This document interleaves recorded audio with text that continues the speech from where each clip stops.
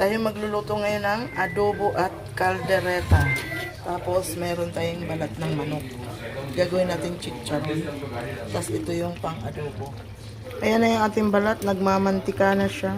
Mamaya makikita nyo chicharon na yan. Tapos lalagyan natin siya ng nilagang itlog. Yung carrot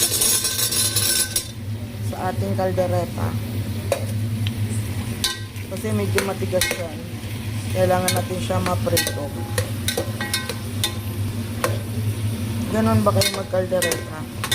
Minsan nga piniprito ko yan pero tinamad na ako magprito. Sinama ko na lang siya sa sibuyas. Pag ako nag-caldereta sa Pilipinas, lahat yan nakaprito. Pati patatas. Para masarap ba? Pero masarap na rin to. Kasi maghalo-halo din naman yan sa tiyan nyo na puno ng aking kaldero.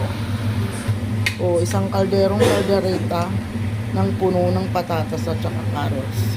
Mamaya na natin ilagay ang ating sili. Sili na, ano ba? Ito, ilagay ko muna. Nasunog na. Ayan. Tapos na yung aking caldereta. Adobo. Chicharon. Piprituhin ko na.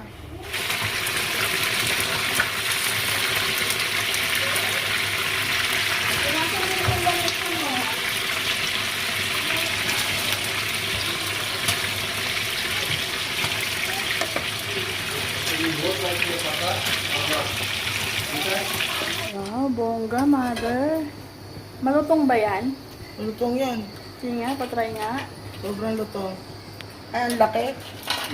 Baka ma-high blood. Ha? Sarap. Hi!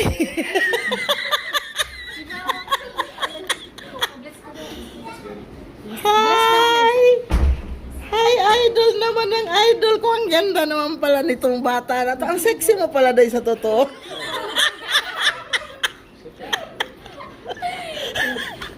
Ang sexy mo naman pala. Naku, tang ina yan. Pabu.